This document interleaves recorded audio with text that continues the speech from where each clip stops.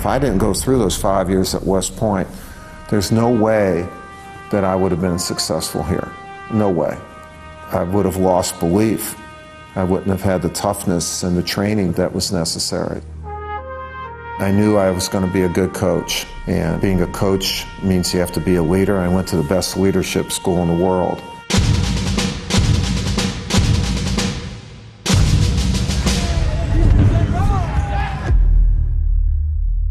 When I was an all-state guard in Chicago, I was recruited by a number of colleges. When West Point came in, my parents said, that's the only place you're going. But they understood that there could not be a higher calling than to go to the United States Military Academy for their son.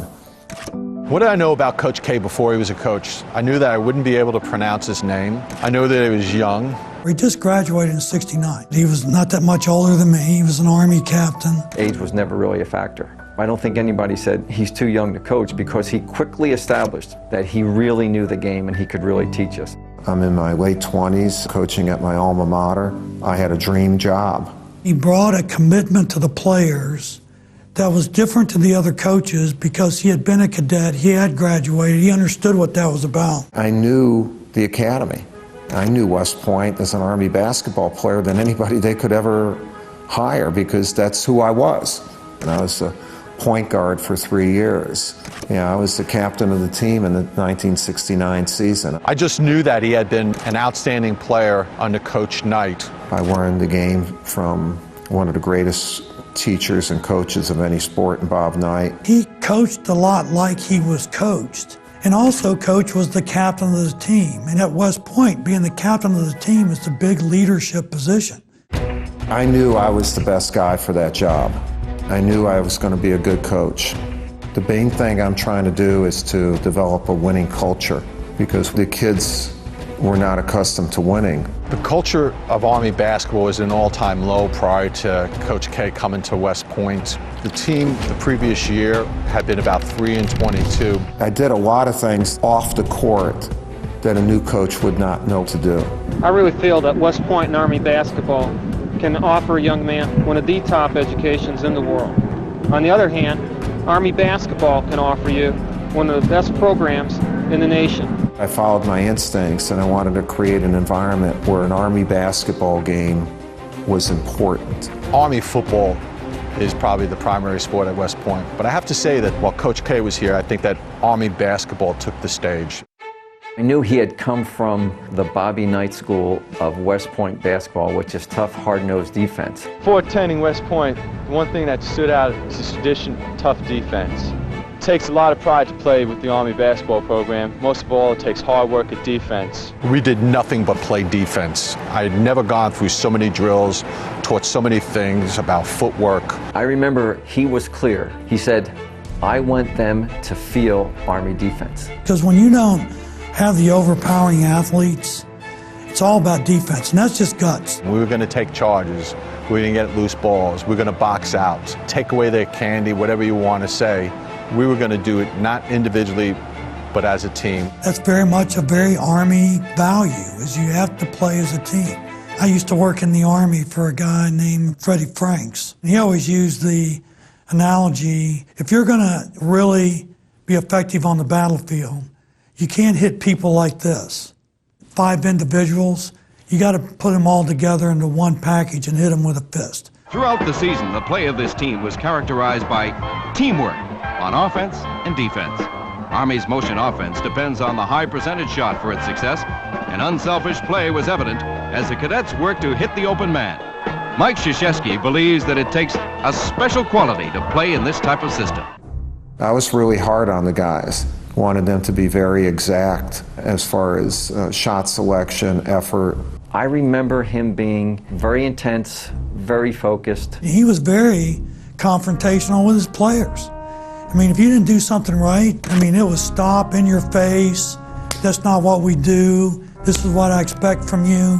Coach K is probably one of the most fierce competitors I've ever been around. It's just in his blood. He could be playing the Sisters of the Poor and he'd want to beat them, and he would want to beat them bad. He wore the officials out. I mean, he was very, very energized, very Well, Coach Knightlake. If we didn't play well, if we didn't have the fire in our eyes, if we didn't play what he would refer to as 40 minutes of Army basketball, we were going to hear about it at practice. I can remember coming back from games where we hadn't played so well. Coach would say, let's go to the field house. So it'd be like 2:30, 3 o'clock in the morning, and we'd have a practice from 3:30 to 6 or something like that. He doesn't ask anything of you that he doesn't demand of himself. And he'll challenge your manhood, and you better be prepared for that. But he challenges himself also. I think the standards he sets for himself are higher than he sets for anyone else. The character of the team comes directly from the character of the leader. One of the things he taught me is leaders never get a day off. You don't get to have a bad day. When I think of Coach K's success now and everything he's accomplished, I'm just so proud that I was there for win number 1. Your first game as a head coach, you went 56-29. It was the start of something great. It was a statement about Army basketball. It was a statement about Coach K as a coach. We won, and we only allowed 29 points, and we played great defense, and guys are diving on the floor. That felt great. You know, people think of winning national championships and all that those are great, and they are, but winning that first college game with a group of youngsters who had not won, that was pretty darn good. I instinctively feel a love for my country. And when I've coached U.S. teams, I've tried to create situations where they meet people in the military or go to West Point where they can feel that. And that's been a really important part of our developing a culture of success and patriotism and selfless service for our U.S. teams. I think Coach K was the first one that coined the phrase, it's the name on the front of the jersey that's more important than the name on the back. And I think for him, USA on the front of the jersey is the most important name that you could have. West Point had a profound impact on Coach K. There's no doubt about it. West Point has a profound impact on anyone that attends this institution. It teaches you that you can accomplish things that you never thought you could accomplish in a lifetime. It teaches you about mental toughness, togetherness. It teaches you, most importantly, how to be a leader. I rely a lot on what I've learned at West Point. One of the main lessons is failure is not a destination. In other words, whenever anything bad is happening, that's not where you're going to stop. Another great thing that West Point taught me is that don't try to do it alone. His experience in the military, I think, helped him so much to be successful in where he is. I think it's the foundation for what Coach K is. I ended up liking the Army a heck of a lot more than I thought I would. I love being an Army officer, but I could never get it out of my mind and out of my heart of becoming a coach. I was one of a number of people being interviewed at Duke, and I said, if I did leave Army, Duke would be the type of school that I would want to leave for. In my early 30s, 32, I became the head coach at Duke University.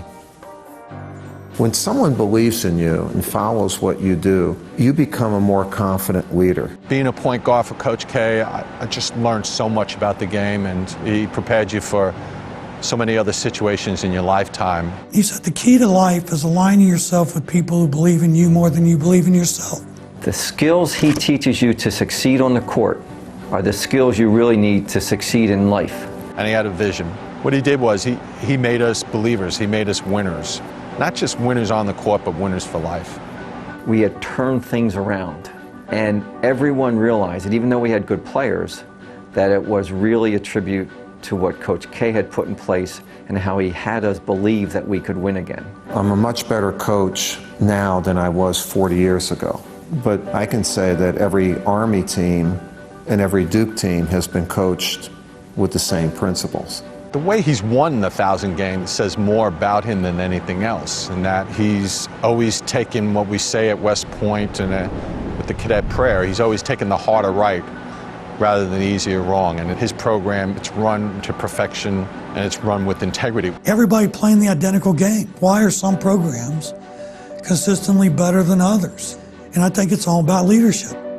I taught my first team at Army achieved a lot. We learned a lot together.